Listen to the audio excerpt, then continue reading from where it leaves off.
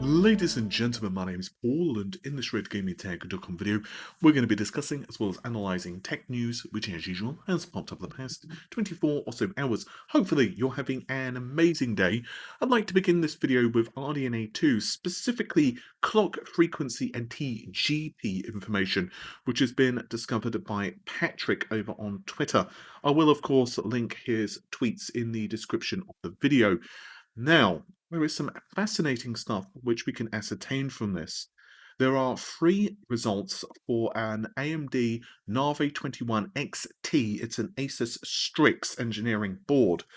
And the clock frequency here is very interesting because, according to a subsequent tweet, it's the driver which has caused the clock frequencies to be so different.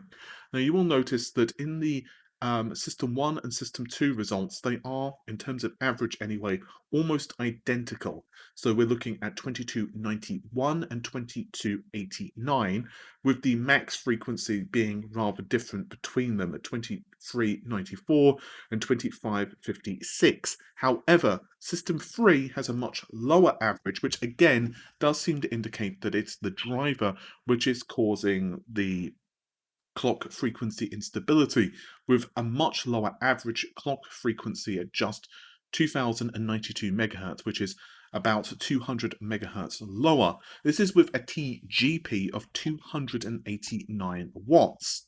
There is another set of results which Patrick has discovered, and this is with a TGP of 255 watts. And this has a system average of 2298, and the other one has an average of 1993. So just so that we're clear here, TGP means total graphics power.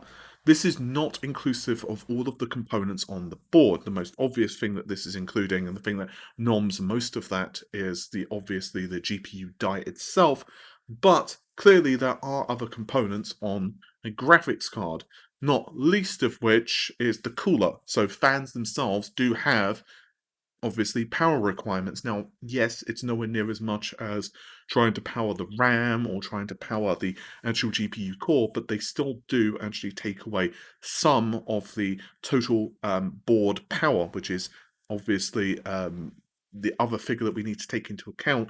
Plus, if the card itself has a USB connector for something like Virtual Link or whatever, that also is another factor to consider. This is more in line with what you can think of as a console. So they are slightly different, of course, in terms of the context, but you have, like, just for example, a 300-watt power supply for a console, but that console's PSU needs to do more than just run, let's say, main system memory and the APU on the system. It also needs to take care of the cooling solution, the SSD, and any peripherals which you plug in. So, for example, you plug in an arcade stick, you plug in a controller to charge it, a portable hard drive, anything like that. It does need to feed off of that 300 watts. So that's kind of the thing here with TBP. It's taking into account any and everything on the board, whereas TGP is basically just the GPU core itself and memory. In yesterday's video, I was also detailing how the performance of RX 6800 XT seems to fare against Nvidia. I won't go all over that again because it was quite a lengthy discussion I had yesterday, but long story short, 4K results seem to be slightly worse than 1440p because of how memory works. So this also is probably a really good indicator the clock frequency for these cards is going to be extremely important. With that said, in traditional rasterization performance and raster performance, AMD seem, if my information is accurate, and I do believe it is, seem to be slightly ahead of Nvidia. But this is going to be a super interesting generation because you can make arguments all day long. Someone might say, well, yeah, it's in front in traditional rasterization performance. That's all I care about. Someone else may counter and say, yeah, but Nvidia have DLSS. Someone else might counter and say, yeah, but AMD are getting the driver updates, according to my information yesterday, in December. The other person could counter and say, yeah, but the quality's not as good. then the other person could just counter and counter and counter. So that's a really good thing for this generation. But it's also really going to be dependent on clock frequency way more than anything else, because clock frequency, as we've discussed a trillion times now, is ultimately what is responsible for the actual cache clocks as well. Um, so it's going to be one of those really interesting times where typically if you are overclocking, you want to overclock the memory as well as the GPU, and there kind of becomes this diminishing return where if you can't feed enough data to the GPU because the memory clocks won't go higher, overclocking the core may not make that much of a difference. Here, in theory, even if you tap the memory to the limit, there could be a really good potential to even push the core, which I think may mean overclocking, particularly when it comes to something like liquid nitrogen or extreme overclocking. There could be some really insane stuff that actually extreme overclockers, which is certainly not where my forte is, but I think extreme overclockers will have, as the British term would be, a field day with these things. It will be really interesting. But let's also discuss the TGP having two different variants. One is 255, and the other, again, is around 290.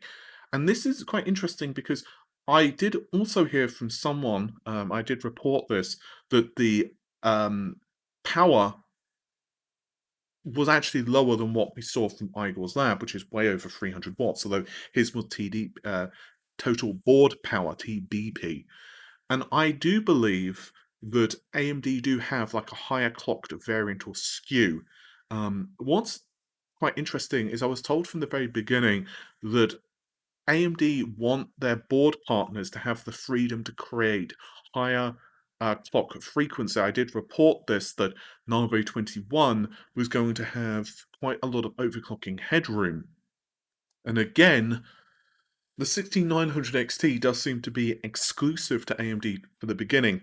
I was told, just as a quick reminder, that it's to do with AMD wanting to ensure that the boards are best representative of what the product is able to achieve. In other words, so that AIBs don't skimp out on, let's say, power delivery or the cooler or whatever. But I still believe that AMD are internally debating a liquid-cooled version of the card, a little bit like Vega Liquid. Whether this comes to the market or not, I'm unsure. I've had a couple of people now tell me this does exist. In fact, one person did even email me. I don't want to give super amounts, but let's just say quite a lot of evidence, including parts and stuff that would be required. So yeah, if that's true, it would be very fascinating, although it seems that that will not be coming until next year. Ultimately, I think AMD's plans for the market are going to be longer term, and in fact, not to start the hype train, so please don't go choo-choo too much, but I'm already hearing some stuff for RDNA 3, which I won't go into yet. But if what I'm hearing about RDNA 3 is accurate, I'm not saying RDNA 2 is bad, so please don't misquote me, or please don't feel that I'm already saying RDNA 3 is crap onto RDNA 2 is crap onto RDNA 3. What I am saying is that I don't think RDNA 3 is an incremental upgrade over RDNA 2. I think RDNA 3 is just as a profound leap as what we saw from RDNA 1 to 2. Um, I'm already hearing some things about improved geometry performance, which is something I've discussed a few times before, so I don't mind going over that again. However, I am hearing some other things, already some early whispers, that these cards are going to be really impressive. And it does seem that AMD is really pushing scalability across the entire suite. And this is going to be particularly true when APUs start to use DDR5. Obviously, DDR5 over the next couple of years is going to become the norm. And this also increases the amount of memory bandwidth, which means scalability is going to be definitely at the forefront of what AMD are trying to achieve. And it's all about market. This means with AMD choosing to go with TSMC's 7nm process, it means that yields for RDNA 2 in theory, are really good, and we can presume that AMD's, how can I put it, grand plan has always been this, to create a GPU which is extremely scalable across multiple different usage scenarios. PlayStation 5, Xbox, both scale very well because of RDNA 2. Fast clock frequencies, wider. That's PlayStation and Xbox. APUs using DDR4 or DDR5. Again, with the Infinity Cache architecture, it works wonderfully. Discrete GPUs, again, well, there's not much more to say. It just works wonderfully because you can go with 192-bit bus, 128-bit bus. You can scale up and down memory clock frequencies, and GDDR6 is available abundantly for decent prices and also decent capacities. It's not like a mission. It's not like trying to go to bloody drop the ring, into Mordor and fires of Mount Doom. It's not like that. You can buy these parts readily, and so this is AMD's strategy. I'll talk more about this in another video, as I have a lot more to say about it than what I've just gone over. But long story short, I do want AMD to have their conference first, because I'm deliberately holding some stuff back. Just out of respect to them, because I think that some stuff they should get to reveal in their own time, which is only a few days away anyway. But I know RDNA 3 is going to be profound. I'm super excited about it. With that said, there are some other things that I would like to discuss today. The first is actually Intel again, and this is a leaked, I just want to stress, a leaked Intel Xeon roadmap. It's courtesy of videocards.com, and I'll of course link that article again in the video description. There is a lot to say about this, but I want to begin with a quote from Bob Swan, who is the head honcho, the CEO over at Intel. Turning to our data center business, we and our customers are excited about the upcoming launch of our third-gen Intel Xeon scalable product, Ice Lake. We're targeting qualifications at the end of Q4 with volume ramps after Q1, which is obviously next year. So this basically means that qualification samples, i.e. basically late engineering samples, which are essentially close to retail quality silicon.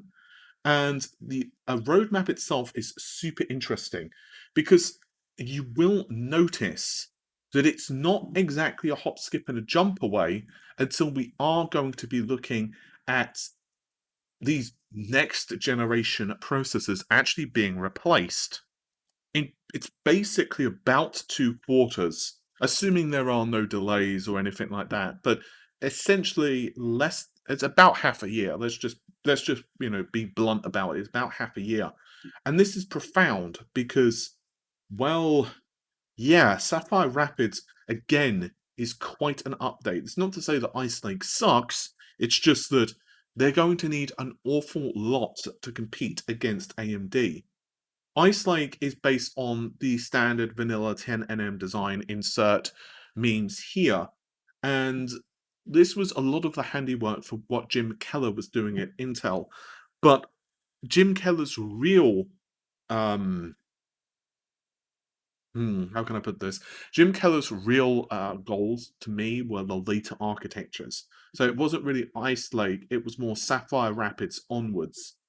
And Sapphire Rapids is pretty big because, for a start, it features up to 56 cores and is based on Intel's 10nm, insert tons of pluses here, and the TDP is actually quite a lot. It's 400 watts, but it does utilize DDR5, which is obviously very important for next generation server processors. Again, that nummy memory bandwidth is incredibly important, and also embraces MCM, multi-chip module, or I'm sure Intel would prefer I utilize the term tiles.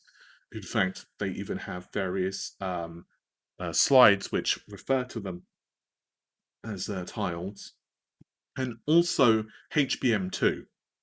So all of this stuff together is going to mean that Intel do have a really good products.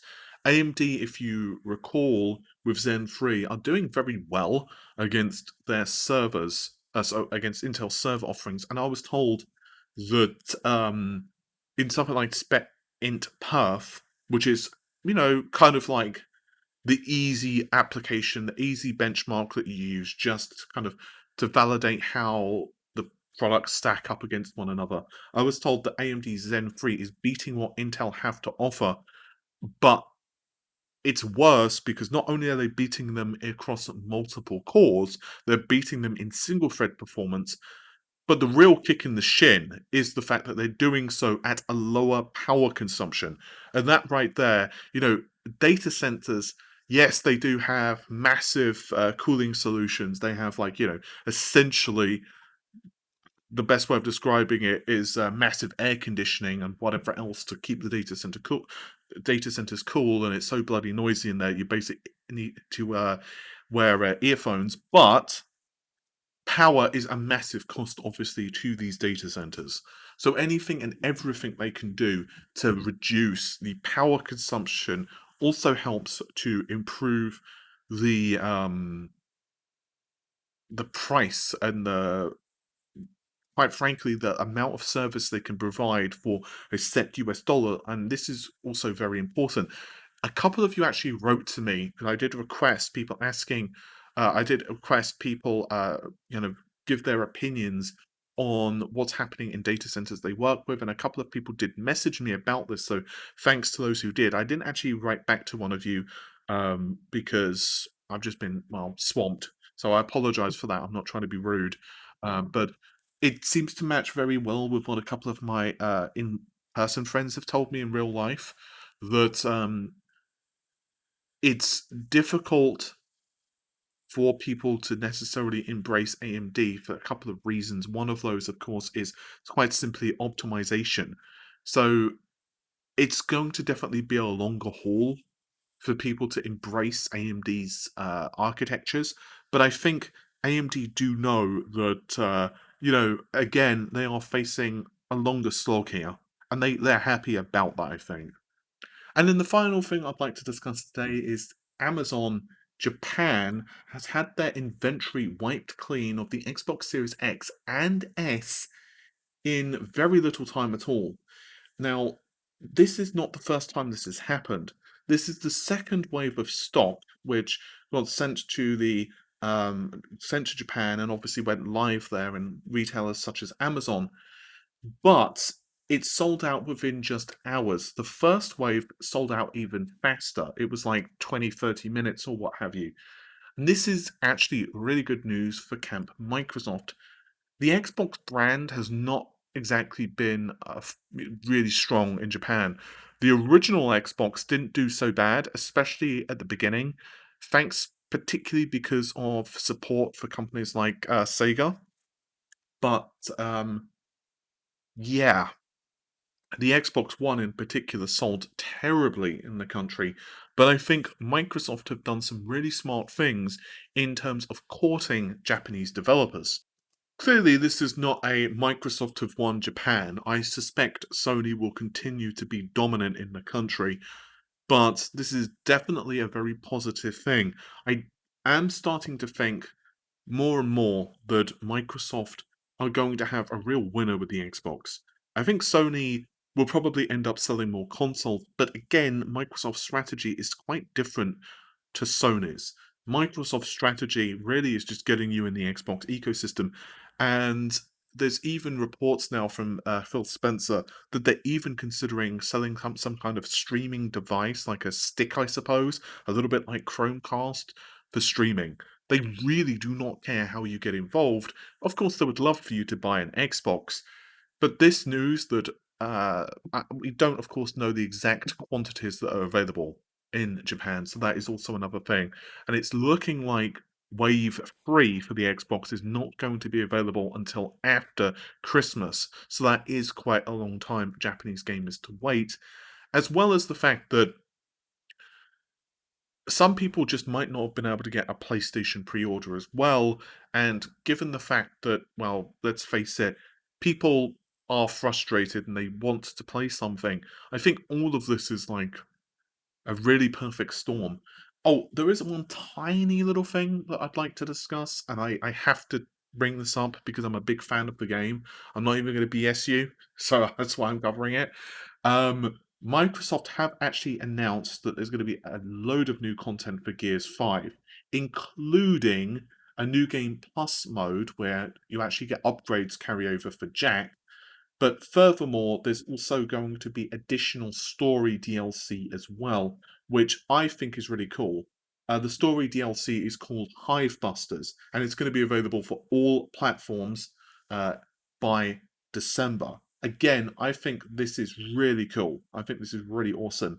Um, they haven't confirmed whether the DLC is going to be free or paid content, but it's going to be 3 to 4 hours long. I'm going to assume, I could be wrong here, but I'm going to assume it will probably be available in like Games Pass or something like that. Maybe I'm wrong. I could be totally wrong there. But 3 or 4 hours of extra playtime is awesome.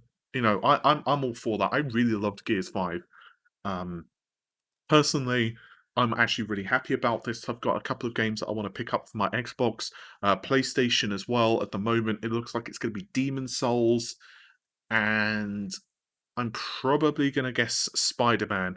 I'm quite fortunate that I never got to play the original Spider-Man on the PS4. So I'm really going to be loving that because it gives me tons of playtime. The Miles Morales, I could be wrong, so please correct me if I am, but I don't think it's that long in terms of content. So I'm going to be quite happy though because I never bought the original.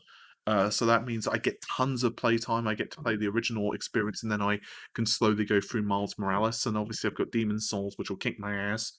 Yeah, so I think it's going to be a pretty cool Christmas. I'm probably going to be doing some streaming as well. I've actually got my new streaming cam, which has arrived, so I'm going to be doing some testing on that. So streaming is going to just be for fun. It's not going to be like a focus of the channel or anything like that. There's also going to be a ton of reviews coming up, including for a really big product, which I can't reveal what it is, but that's going to be in a few days. And yeah, there's going to be also some reviews for the RX 6000 series, Zen 3 on the channel, tons of cool stuff. So if you're not subscribed, well, if you can't tell, this is me hinting for you to do so. And I'd also like to thank everyone who has subbed recently as well. It's, well, yeah.